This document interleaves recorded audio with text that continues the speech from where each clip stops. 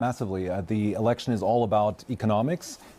We've just gotten revised down growth forecasts from the IMF again. Last year was a negative year for our BIP. So in that sense, the structural weaknesses of our economy absolutely have to be addressed. Our growth potential has shrunk to only 0.5%.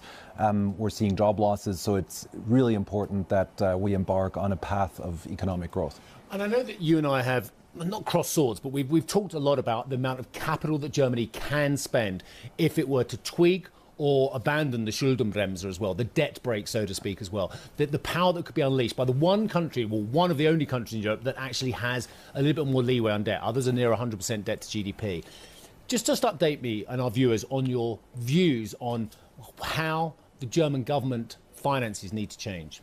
Well, I do think that there has to be some targeted reforms to the debt brake because we have so much need for infrastructure spend on railways, on roads, on bridges, on education, on 5G, 6G infrastructure, etc. So a lot of public infrastructure has to be provided, but the vast majority of investment of our country has to come from the private sector. So in that sense, in addition, we also have to set the right incentives to allow private investors to rediscover Germany. Ask you one more question about what is going wrong with the German corporate machine, because the German business, I mean, the Siemens, the Thyssen's, the Volkswagens, these are mighty, fantastic post-war companies. What has gone wrong with some of these magnificent German companies? Well, first of all, as you just showed, the DAX has scaled new all-time highs.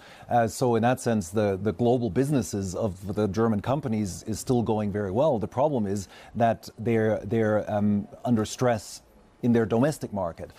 So that's the problem that we have to fix. But in general, the success of German companies in the globe, reflected by the stock price performance, is quite good. They're just we just need to offer them better conditions to invest and do research and development in Germany. Let me probe a little bit further on the debt brake. I had the lucky position of interviewing Christian Lindner when we were in Washington. He strode over, man with a plan. Shortly after that, he was a man with a plan without a job. Effectively, the policy idea was to tweak the climate change targets to free up some money for an investment, but keep a very strict discipline.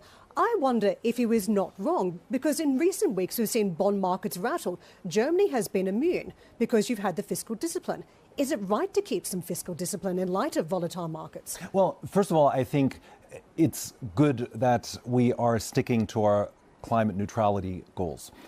We are rather thinking about how, and I'm talking to a lot of CEOs in Davos who are very keen to invest in climate neutral innovation. So I think that's not a contradiction. Yes, we have to stay with fiscal discipline. We need that because we're an anchor of stability in Europe and we have to remain that. But that does not exclude that we target investments in the public sector on the topics I mentioned by being more flexible on debt. But the flexibility has to go to the benefit of our growth potential, and that's very important, that we don't use additional flexibility for government consumption, but for investment into the future to raise our growth potential.